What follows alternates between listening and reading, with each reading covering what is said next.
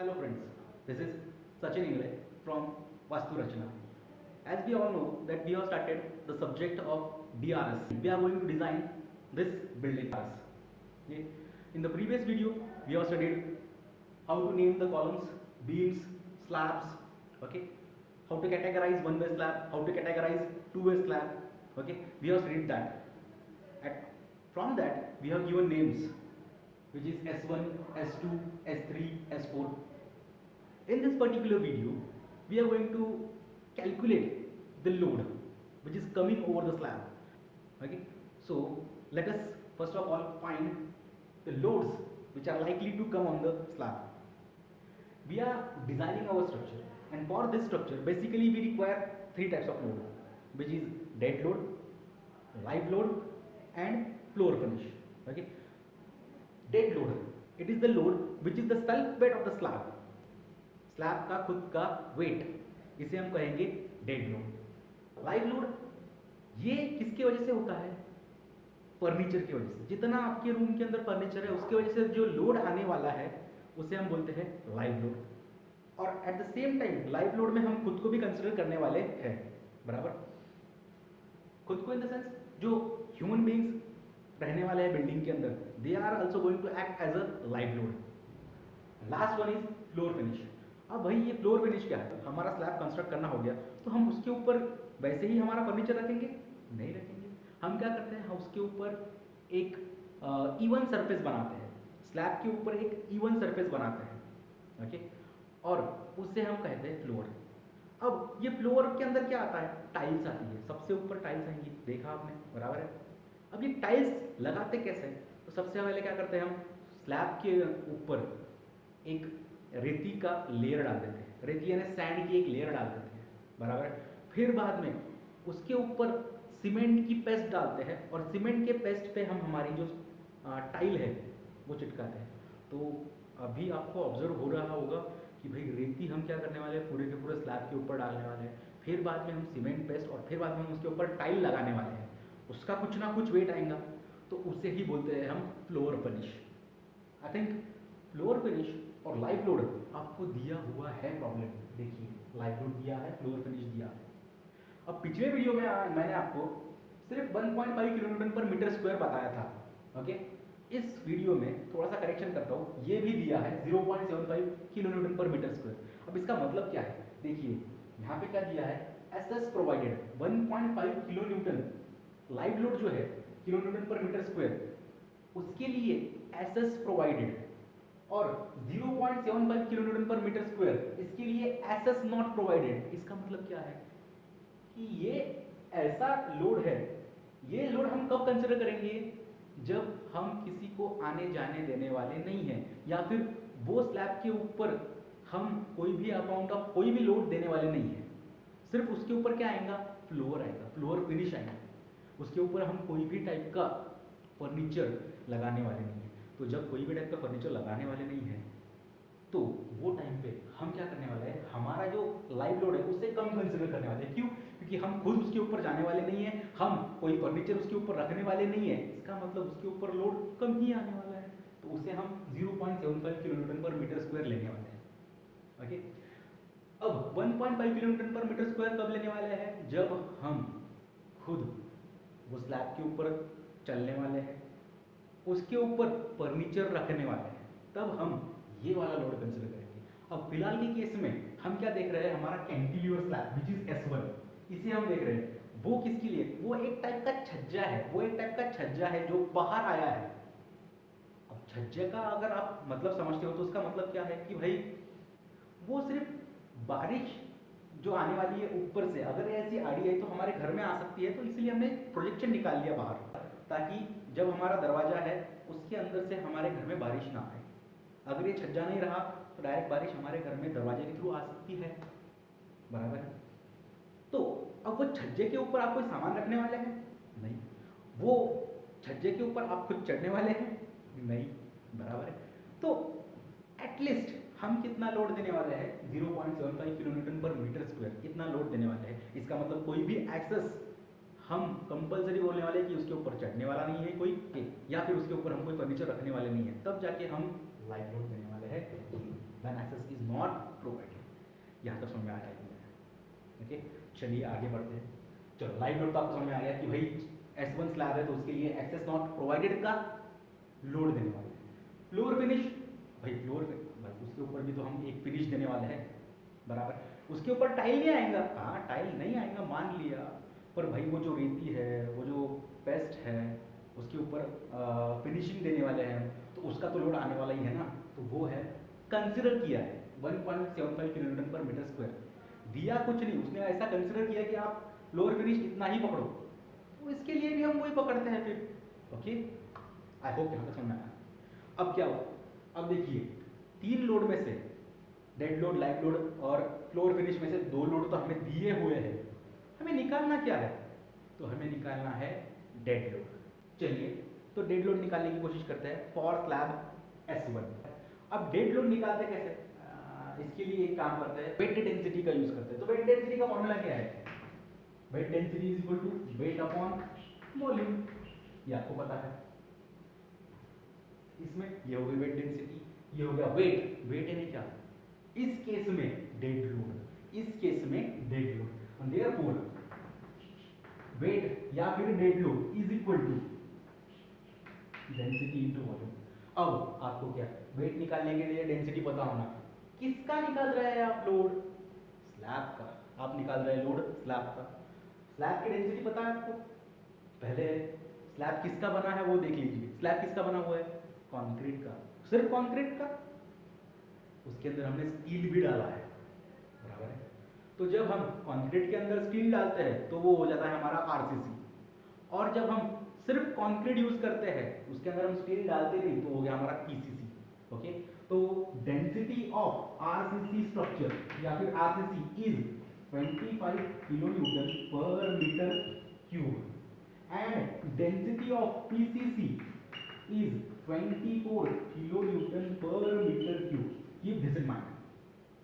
Okay, this is our density, and we are using slab made up of concrete and steel. So we are going to use this 25 kilonewton per meter square as a density. Okay, चलिए मैं रब कर देता हूँ। यहाँ पे आ गया 25. Now we require the volume. Volume of what? Volume of slab. Volume में क्या आ गया? Length, width और height. इस केस में slab के केस में depth आ गई. Depth, slab के केस में आप depth पकड़िए. Okay? तो यहाँ पे लिख लेता हूँ मैं लेंथ। लेंथ भाई कितनी है हमारी लेंथ, देखिए 2500। विड्थ कितनी है हमारे स्लैब की, 1000 दी हुई है, 2500 विड्थ दी है 1000। ओके, अब क्या बचा, अब बची भाई हमारी डेप्थ। डेप्थ दी हुई है, नहीं दी हुई है, तो अब कैसे निकालेंगे डेप्थ, चलिए अब हमें डेप्थ भी निकालना है। तो एक काम करते हैं, हम आईएस कोड का इसमें यूज करते हैं। आप अगर पेज नंबर 37 पे आएंगे तो वहां पे क्लियरली मेंशन किया हुआ है, क्लॉज नंबर 23.2.1, उसके अंदर क्या दिया हुआ है, अगर आपका कैंटिलीवर स्लैब है तो आप वैल्यू यूज कीजिए 7, अगर आपका सिंपली सपोर्टेड स्लैब है तो आप वैल्यू यूज कीजिए 22, और अगर आपका कंटिन्यूअस स्लैब है तो आप वैल्यू यूज कीजिए 26। तो फिलहाल के केस में हम स्लैब नंबर S1 को यूज कर रहे हैं और स्लैब नंबर S1 हमारा कैंटिलीवर है, बराबर है। तो हम कौन सी वैल्यू यूज करेंगे, 7। ओके, पर किसके लिए, span by depth ratio, span by depth ratio की वैल्यू हो गई हमारी 7। कौन सा स्लैब है, कैंटिलीवर स्लैब है, यहाँ पे लिख लेता हूं मैं। ओके, अभी हमें, अरे भाई हमें डेप्थ होना, स्लैब की डेप्थ होना, उसे ही कैलकुलेट करने के लिए हमने इसका यूज किया है। अब मैं इसे ऐसा लिख सकता हूं फिर, span upon 7 is equal to depth. तो अभी स्पैन कितना है, 2500 है या 1000 है, तो वापस से फिगर पे आइए। कैंटिलीवर पोर्शन जो बाहर निकला हुआ है, कैंटिलीवर पोर्शन किसको बोलेंगे, जो बाहर निकला हुआ है, तो मुझे लगता है ये पोर्शन बाहर निकला हुआ है, बराबर है। तो हमें ये स्पैन होना विच इज 1000, यहाँ पे स्पैन की वैल्यू कितनी आई, 1000। अभी हम लिख लेते हैं therefore 1000 divided by 7 is equal to depth. अब आप बोलेंगे कि मुझे डेप्थ मिल गया, नहीं 2 मिनट रुकिए। अब आप आईएस कोड के पेज नंबर 38 पे आएंगे, दिख रहा है, ओके, पेज नंबर 38 क्या बोलता है? फिगर नंबर 4 दिख रही है आपको? पेज नंबर 38 के फिगर नंबर 4 पे क्या दिखा है? Modification factor for tension reinforcement. इसका मतलब क्या है कि भाई अगर आप आपके स्लैब के अंदर टेंशन रेनफोर्समेंट दे रहे हैं तो उसके लिए आपको कुछ मॉडिफिकेशन फैक्टर लेना पड़ता है। इस फॉर्मूले में आपको कुछ मॉडिफिकेशन फैक्टर लेना पड़ेगा अगर आप टेंशन रेनफोर्समेंट यूज कर रहे हैं तो। ओके, अब आप एक काम कीजिए और पेज नंबर 39 पे जैसे आपको दिख रहा होगा, देख लीजिए एक बार। पेज नंबर 39 पे फिगर नंबर 5 में क्या दिया है? Modification factor for compression reinforcement. अगर आपके स्लैब में कॉम्प्रेशन रेनफोर्समेंट आ रहा है तो उसके लिए मॉडिफिकेशन फैक्टर लगेगा। पहले आपको डिसाइड करना पड़ेगा भाई ये कॉम्प्रेशन रेनफोर्समेंट है आपके स्लैब में या टेंशन रेनफोर्समेंट है। अब आप पूछेंगे कि दोनों है तो दोनों मॉडिफिकेशन फैक्टर लगेंगे। पर अगर टेंशन है तो टेंशन वाला मॉडिफिकेशन फैक्टर, कॉम्प्रेशन है तो कॉम्प्रेशन वाला मॉडिफिकेशन फैक्टर। अभी इस केस में S1 स्लैब है विच इज कैंटिलीवर थोड़ा सा ही बाहर निकला है, 1 मीटर ही बाहर निकला है, तो इस केस में आपका मॉडिफिकेशन फैक्टर टेंशन रेनफोर्समेंट के लिए आएगा या कॉम्प्रेशन रेनफोर्समेंट के लिए आएगा? तो अगर आपने DRS अच्छे से पढ़ा होगा तो कैंटिलीवर स्लैब में टेंशन रेनफोर्समेंट हमारा ऊपर आता है, कॉम्प्रेशन हमारा नीचे आता है। रेनफोर्समेंट की बात नहीं है, रेनफोर्समेंट नहीं आ रहा, कॉम्प्रेशन हमारा नीचे आ रहा है, टेंशन ऊपर आ रहा है। इसलिए टेंशन के लिए हम क्या लगाते हैं? Tension reinforcement. और कॉम्प्रेशन रेनफोर्समेंट हमने लगाया नहीं। तो फिर फिगर नंबर 5 का मॉडिफिकेशन फैक्टर आएगा? नहीं आएगा। फिगर नंबर 4 का ड्यू टू टेंशन रेनफोर्समेंट उसका मॉडिफिकेशन आएगा और उसको मैं बोलता हूँ अल्फा 1। तो भाई फिलहाल के केस में L1 into alpha 1 which is the modification factor for tension reinforcement. Compression reinforcement मैं देने वाला नहीं हूँ, मेरे स्लैब में मैं देने वाला नहीं हूँ, तो कॉम्प्रेशन रेनफोर्समेंट में मॉडिफिकेशन फैक्टर की मुझे जरूरत ही नहीं है। मैं सिर्फ टेंशन रेनफोर्समेंट देने वाला हूँ तो उसका मॉडिफिकेशन फैक्टर लगेगा। ओके, अब इस मॉडिफिकेशन फैक्टर को अगर मैंने निकाल लिया तो मुझे डेप्थ मिल गई। समझ में आया? ओके, तो इसके लिए मुझे कौन से पेज नंबर पे जाना पड़ेगा? फिर वापस से 38 पेज नंबर पे, 38 पेज नंबर पे मुझे जाना पड़ेगा। अब इस फिगर को ध्यान से देखिए, एक्स एक्सिस पे क्या दिया है? परसेंटेज ऑफ टेंशन रेनफोर्समेंट, और वाई एक्सिस पे मॉडिफिकेशन फैक्टर। तो मॉडिफिकेशन फैक्टर निकालने के लिए मुझे परसेंटेज ऑफ टेंशन रेनफोर्समेंट निकालना पड़ेगा।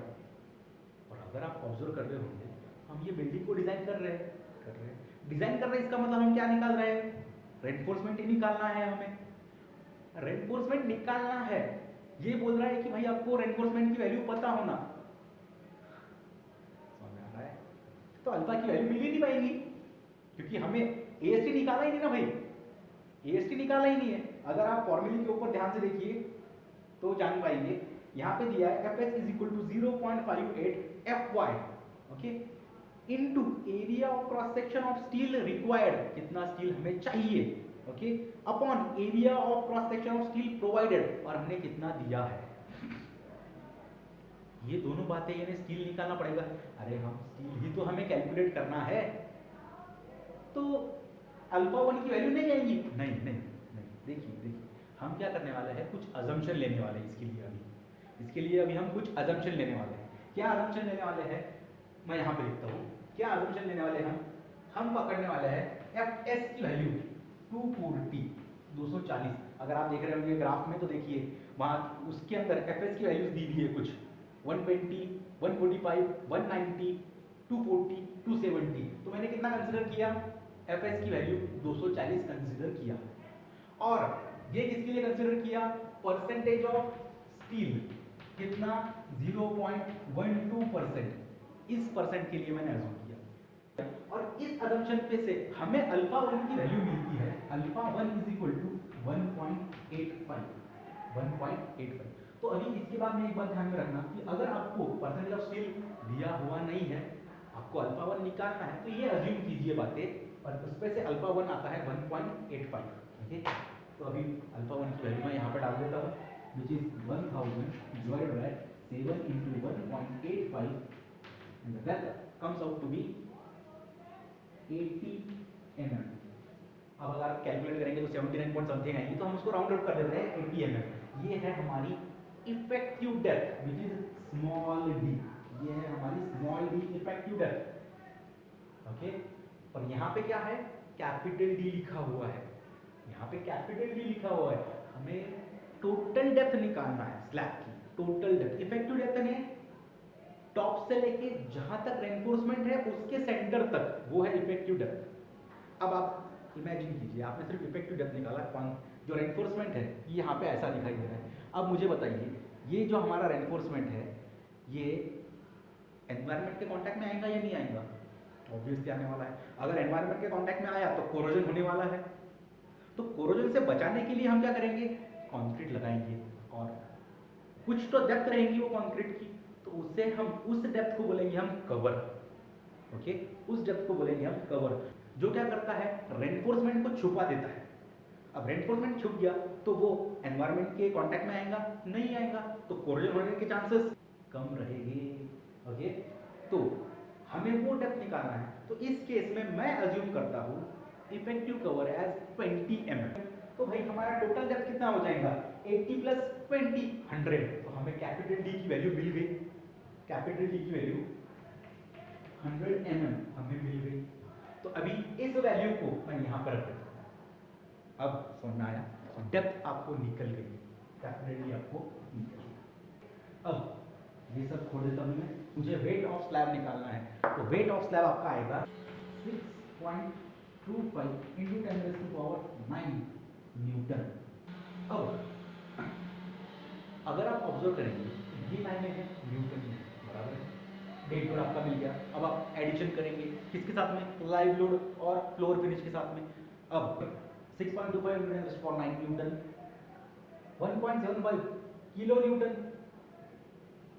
पर मीटर स्क्वायर। अरे ये तो न्यूटन में है और ये kilo Newton per metre square में है, ये भी kilo Newton per metre square में है।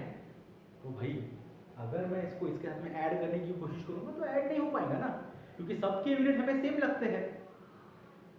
लाइव लोड का यूनिट क्या है, kilo Newton per metre square. Floor finish का यूनिट क्या है, kilo Newton per metre square. इसका यूनिट क्या है, न्यूटन। तो आप बोलेंगे भाई इसको क्या देर लगती है, किलो न्यूटन में कन्वर्ट कर दो, क्या आ जाएगा आंसर, 6.25 × 10⁶ किलो न्यूटन, बराबर है यहाँ पे आपका। अरे पर यहाँ पे अभी भी किलो न्यूटन है, यहाँ पे kilo Newton per metre square है। इसका मतलब इसको हमें कन्वर्ट करना पड़ेगा, एक तो इसको कन्वर्ट करो नहीं तो उसको कन्वर्ट करो। मेरे हिसाब से इसको कन्वर्ट करना अच्छा रहेगा। ओके, तो इसको कैसे कन्वर्ट करेंगे भाई, हमें क्या बोला है, kilo Newton per metre square, यहाँ पे kilo Newton per metre square बच गया। इसका मतलब हमें किससे, एरिया से डिवाइड करना है। किसको, इस आंसर को एरिया से डिवाइड करना है। किसके, अरे भाई जो अभी कैंटिलीवर स्लैब लिया था उसके एरिया से। अब कैंटिलीवर स्लैब का एरिया क्या है, 2500 1000, बराबर। तो मैं एक काम करता हूँ, इसको डिवाइड करता हूँ 6.25 × 10⁶ divided by area. What is the area, 2500 × 1000। फिर अगर आप कैलकुलेट करेंगे आंसर आता है 2.5 kilonewton per metre square. I hope you are getting it. अब इसका भी यूनिट डेड लोड का kilonewton per metre square है, इसका भी unit kilonewton per metre square है, लाइव लोड का भी unit kilonewton per metre square है। अभी मैं इसे ऐड कर सकता हूँ। ओके, तो ऐसे मुझे कैंटिलीवर स्लैब का डेड लोड पता चल गया। अभी क्या है, डेड लोड पता चलने के बाद में टोटल लोड कैलकुलेट करेंगे हम। टोटल लोड यानी क्या आ जाएगा, dead load plus live load plus floor finish. Dead load थोड़ी देर पहले निकाला विच इज 2.5 हो गया। लाइव लोड कितना है भाई, 1.5 या 0.75, इट इज 0.75, क्योंकि हम कोई भी टाइप का एसएस प्रोवाइड नहीं कर रहे थे। Plus floor finish as usual दिया है उन्होंने 1 उसमें कुछ उसने बोला ही नहीं, इसलिए 1.75। तो टोटल लोड हमारा कितना आ जाता है, 5 kilo Newton per metre square. बस अब आप बोलेंगे कि भाई लोड कैलकुलेशन करना हो गया, टोटल लोड निकाल। हम इससे थोड़ा सा ज्यादा लेते हैं, थोड़ा सा ज्यादा कंसिडर करते हैं और उसके लिए डिजाइन करते हैं, ये बात ध्यान में रखिए। थोड़ा सा ज्यादा यानी कितना, तो आपको पता है अगर आपको फैक्टर्ड लोड में कन्वर्ट करना है तो डेड लोड, लाइव लोड और फ्लोर फिनिश को आपको मल्टीप्लाई करना पड़ता है 1.5 से। ओके, तो यहाँ पे मैं लिखता हूँ factored total load is equal to 1.5 into 5 and the answer comes out to be 7.5 kilonewton per meter square. So ultimately we have calculated factored load for cantilever slab S1. Okay, 7.5 kilonewton per meter square. इसके लिए हमें reinforcement निकालना पड़ेगा, कितना steel हमें लगने वाला है इस लोड के लिए फॉर कैंटिलीवर स्लैब, ये हमें निकालना है। आई होप यहाँ तक आपको समझ में आ गया। तो चलिए अब हम नेक्स्ट स्लैब लेते हैं which is S2 slab. Okay, अब ये है हमारा S2 स्लैब। ओके, इसका हमें लोड निकालना है। अभी बहुत इजी जाएगा, अभी आपको इतना ज़्यादा हार्ड जाने वाला नहीं है क्योंकि आपको बेसिक समझ में आ गया है। ओके, तो स्लैब S2 सबसे पहले क्या निकालेंगे हम, डेड, उसका फॉर्मूला है डेंसिटी इनटू वॉल्यूम। अब डेंसिटी कितनी है 25, क्यू स्लैब आरसीसी का है। यहाँ पे लिख लेता हूँ मैं length into width into depth. Okay, depth of slab capital D. Okay, अब क्या 25 इनटू लेंथ, ये स्लैब की लेंथ कितनी है देखिए, ये स्पैन 400 का 4000 का, ये स्पैन 4000 का, ये स्पैन 4000 का, ये भी 4000 का, ये भी 4000 का, बराबर है। तो ऐसा 16000 का ये स्पैन हो गया, 4 स्पैन है तो इनटू विड्थ, विड्थ कितनी है, ये स्लैब जो है इसकी विड्थ है 2500। ओके, इनटू डेप्थ, ये हमें डेप्थ निकालना है। अब डेप्थ हमें पता हो गया कि भाई span by depth, page number 37 38 कुछ तो भी, उसमें से हम क्या निकालेंगे स्पैन बाय डेप्थ। और ये कौन सा स्लैब है, सिंपली सपोर्टेड स्लैब। ये हमारा सिंपली सपोर्टेड स्लैब है। सिंपली सपोर्टेड स्लैब के लिए भाई स्पैन बाय डेप्थ की रेशो 20 है, बराबर है। Therefore depth is equal to span upon 20। समझ में आ गया। अब भाई आगे क्या, अब आप देखेंगे डेप्थ, इसके अंदर रेनफोर्समेंट है और रेनफोर्समेंट स्लैब के अंदर हम कहाँ पे देते हैं, टेंशन साइड में, बराबर है। अब टेंशन साइड के लिए मॉडिफिकेशन फैक्टर, इसका मतलब 20 इंटू अल्फा 1। अब हमने क्या बोला है, अज्यूम कीजिए कितना FS 240 और परसेंटेज ऑफ स्टील, इस केस में 0.3 रहता है, 0.3 रहता है, सिंपली सपोर्टेड स्लैब रहा तो। ओके, अब इसके लिए हमारी अल्फा की वैल्यू आ गई 1.48। ओके, अब इस वैल्यू को डालेंगे हम तो हमें डेप्थ आएगा, depth is equal to span कितना है 16000 या 2500, 16000 या 2500। तो भाई हमारा वन वे स्लैब है, हमारा ये वन वे स्लैब है। वन वे स्लैब के लिए हमें शॉर्टर डायमेंशन को लेना पड़ता है, और क्यों, क्योंकि हमारा मेन रेनफोर्समेंट शॉर्टर डायरेक्शन की तरफ रहता है।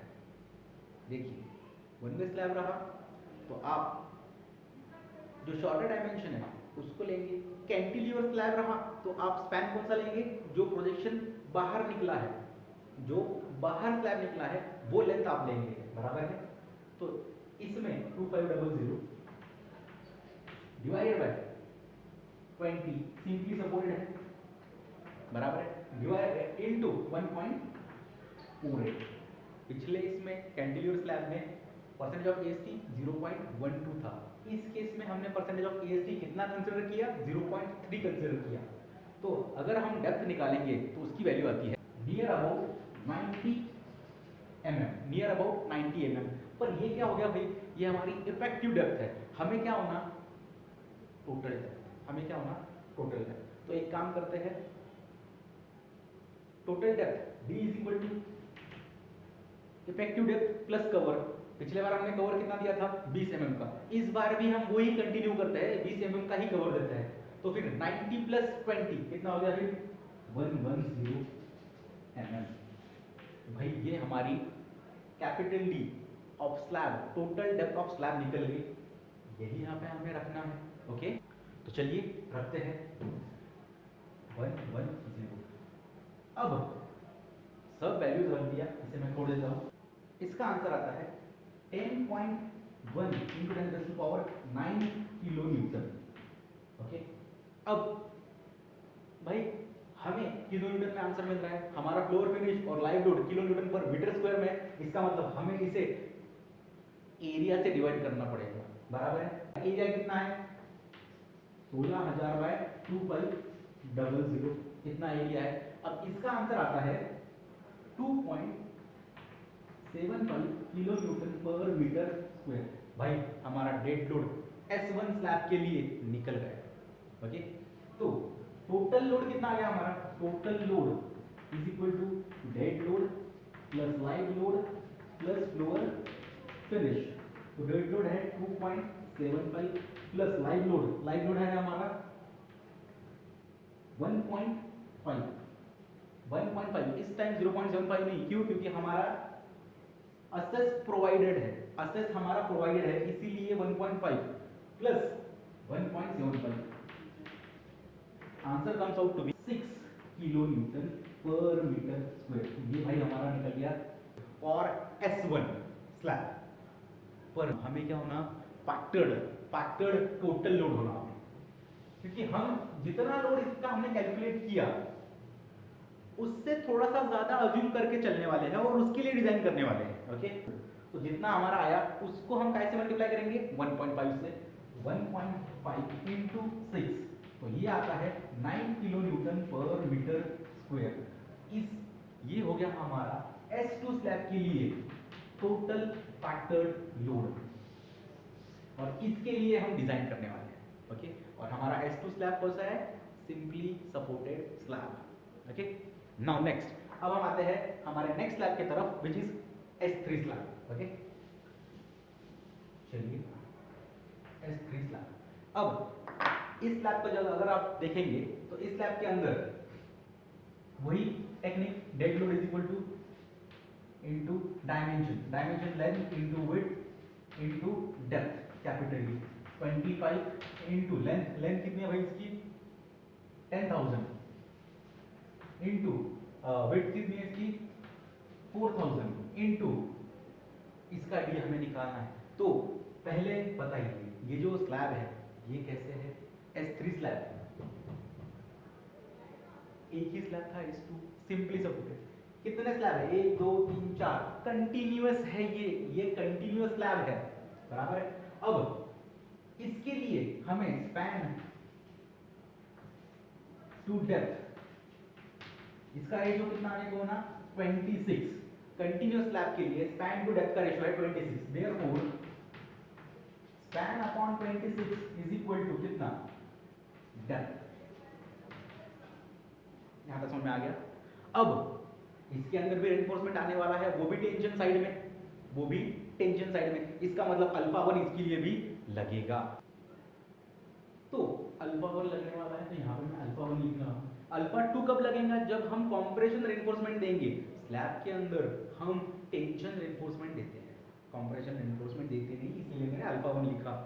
कोई भी स्लैब के कोई भी स्लैब रहो, टेंसाइल स्लैब रहो, कैंटिलीवर स्लैब रहो, वन वे स्लैब रहो, टू वे स्लैब रहो, हम क्या करेंगे टेंशन रेनफोर्समेंट देंगे, कॉम्प्रेशन रेनफोर्समेंट नहीं देते हैं, इसीलिए अल्फा 1। ओके, अब क्या, अब अल्फा 1 की वैल्यू, इसीलिए अजम्पशन। अब इसके लिए नेक्स्ट कोई अजम्पशन नहीं है, इसके लिए हम क्या करने वाले हैं FS 240 और परसेंटेज ऑफ AST हम पकड़ने वाले हैं 0.3%। इसका मतलब कैंटिलीवर स्लैब के लिए ही हम 0.12% पकड़ेंगे। अगर आपका कंटिन्यूअस स्लैब है या फिर सिंपली सपोर्टेड है तो आप पकड़ेंगे 0.3। तो इसके लिए भी वैल्यू कितनी आएंगी अल्फा 1 की, फिर आई थिंक 1.48। ओके, और ये वैल्यू कहां से आती है, पेज नंबर IS कोड, उस पे से किसमें जाना है, फिगर नंबर 4 पे, और वो डायग्राम पे से हमें अल्फा 1 की वैल्यू निकालना है। अब इस अल्फा 1 की वैल्यू यहाँ पे डाल देता हूँ, तो डेप्थ आएंगे हमारी D is equal to span. अब स्पैन कितना लेंगे हम, शॉर्टर, वन वे स्लैब है ना, कंटिन्यूअस है मान लिया, और वन वे है ना। वन वे स्लैब के लिए हमेशा हम कौन सा स्पैन लेते हैं? Shorter span. शॉर्टर स्पैन कितना है भाई? शॉर्टर स्पैन की value 4000 26 into 1.48 and the answer comes out to be 10 mm। तो ये तो हो गई हमारी इफेक्टिव डेप्थ, हमें टोटल डेप्थ होना। तो total depth is equal to, इस टाइम भी हम क्या करेंगे? 20 mm का कवर लेंगे, 20 mm का कवर लेंगे, तो कितना हो जाएगा फिर? 110 plus 20 is equal to 130 mm। ये आपकी आ जाएंगी total depth of this S3 slab. Okay, तो यहाँ पे मैं लिख लेता हूँ 130। अब कैलकुलेशन करने के बाद में 1.130 इंटू 10⁻6 किलो न्यूटन। ओके, अब क्या? और वही बात, ये है किलो न्यूटन में, और हमारा फ्लोर फिनिश और लाइव लोड है kilo Newton per metre square में। इसका मतलब हमें इसे एरिया से डिवाइड करना पड़ेगा। Therefore dead load will come out to be 130 into 10⁻6 divided by 10,000 into 4,000। ये हमारा स्लैब का एरिया है। तो इस पे से आंसर आता है 3.25। ओके, अब क्या? Total load is equal to dead load plus live load plus floor finish. तो इसका आंसर आएगा 3.25 plus live load. Live load है हमारा 1.5 प्लस फ्लोर फिनिश है हमारा 1.75। इसका टोटल आंसर आएगा 6.5 kilonewton per metre square. Okay, ये आपका हो गया टोटल लोड। पर एज यूजुअल हमें क्या होना? Factored load. इसका मतलब जो टोटल लोड है उससे हमें 1.5 से मल्टीप्लाई करना पड़ेगा। तो factored total load is equal to 9.75 kilonewton per metre square. Okay, तो भाई हमारा S3 का भी फैक्टर्ड टोटल लोड निकल गया। अब क्या? अब हमारा लास्ट स्लैब बचा हुआ है S4 स्लैब। चलिए अभी उसे देखते हैं हम। तो अभी हम डिजाइन करने वाले हैं S4 स्लैब के लिए, जो अभी हमारा लास्ट स्लैब है। हमारे टोटल वेट फैक्टर्ड लोड हर एक स्लैब के ऊपर का निकाल के हो जाएगा। ओके, तो S4 slab same formula, dead load हमें निकालना है। Dead load is equal to volume बराबर है density 25, volume length into width into depth. अब डेप्थ निकालना है। कौन सा स्लैब है भाई? हमारा स्लैब है S4 कंटिन्यूअस। यहाँ पे सिर्फ S2 था, एक ही सिंपली सपोर्टेड। S3 continuous. यहाँ पे S4 कंटिन्यूअस स्लैब है। इसका मतलब स्पैन बाय डेप्थ का जो रेशियो आएगा वो आएगा 26। Therefore span upon 26 is equal to depth. पर रुकिए, यहाँ पे क्या लिखेंगे हम? अल्फा 1। क्यों? क्योंकि भाई हमारा स्लैब है, स्लैब के अंदर हमें रेनफोर्समेंट देते हैं, और रेनफोर्समेंट कौन से साइड में देते हैं? टेंशन साइड में। अगर टेंशन रेनफोर्समेंट है तो हमें अल्फा 1 लगता है, कॉम्प्रेशन रेनफोर्समेंट है तो हमें अल्फा 2 लगता है। बराबर है? ये हमारा हो गया था। स्लैब के अंदर हमारा कौन सा रेनफोर्समेंट आएगा? हमेशा टेंशन रेनफोर्समेंट, इसीलिए अल्फा 1। अब ये अल्फा 1 की वैल्यू निकालना है। एज यूजुअल हमें हमारा लर्न हो गया होगा FS 240 बराबर है, यही अज्यूम करेंगे हम। परसेंटेज ऑफ AST सिंपली रहो या कंटिन्यूअस रहो, कितना आएगा? 0.3%। हाँ, अगर कैंटिलीवर आ रहा 0.12% बराबर है।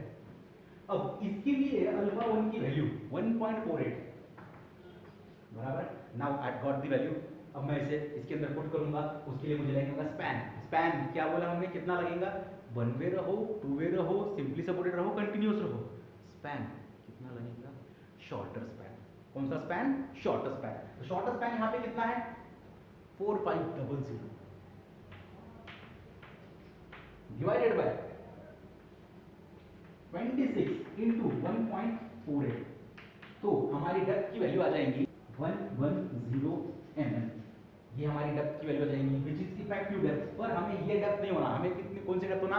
Total depth. इसका मतलब इसके अंदर कवर ऐड करना पड़ेगा। हम कितना अज्यूम कर रहे हैं? Cover 20 mm। तो capital D is equal to 110 plus 20 which comes out to be 130 mm। तो हमारा कैपिटल D की वैल्यू भी निकल गई। ओके, अब क्या? कैपिटल D की वैल्यू निकल गई, यहाँ पे रखना है हमें। Is equal to 25 into length कितना था 4500 इंटू विड्थ 5000 इंटू डेप्थ 130, अभी थोड़ी देर पहले निकाला हमने 130, and the answer comes out to be 73.125 into 10 raised to power 6 kilo Newton. Okay, अब क्या पर भाई ये किलो न्यूटन में है, हमें किस में होना है kilo Newton per metre square, इसका मतलब हमें वापस से एरिया से डिवाइड करना पड़ेगा। अब एरिया से डिवाइड करना है तो dead load is equal to कितना हो जाएगा फिर 73.125 into 10 raised to power 6 divided by 4500 into 5000, the answer comes out to 3.25 kilo Newton per metre square, इतना आंसर आता है। ओके, डेड लोड का। अब इसके अंदर हमें लाइव लोड और फ्लोर फिनिश ऐड करना पड़ेगा, तो total load is equal to dead load plus live load plus floor finish 6.5 kilonewton per metre square. पर एज यूजुअल हमें ये नहीं लगेगा, हमें लगेगा factored load, factored total load 9.75 kilonewton per metre square. तो भाई ये हमारे सब स्लैब के फैक्टर्ड लोड निकालना हो गए, जितने हमारे स्लैब थे उन सब के हमने फैक्टर्ड लोड निकाल दिया। आई होप यहाँ तक आपको समझ में आ गया, लोड कैसे निकालते हैं स्लैब का आपको समझ में आ गया, स्लैब के ऊपर आने वाला लोड कितना रहता है वो आपको समझ में आ गया। तो आज हम यहाँ पे रुक जाते हैं, नेक्स्ट वीडियो में हम रेनफोर्समेंट स्लैब के अंदर भाई वो निकालना है हमें, ये तो हमने लोड निकाल के रखा है, अभी हमें नेक्स्ट वीडियो में हमें रेनफोर्समेंट कैसे निकालना है स्लैब के अंदर उसका स्टडी करना है। ओके, आई होप थोड़ा सा वीडियो लेंदी हो गया, बहुत लेंदी हो गया वीडियो, पर अगर ये एक स्ट्रोक में नहीं करेंगे तो आपका समझ में नहीं आएगा। पार्ट में कर सकता था मैं, और ये अगर एक स्ट्रोक में नहीं करेंगे तो समझ में नहीं आएगा। Okay, so once again I would like to request you to please subscribe the channel, like the video. Thank you so much.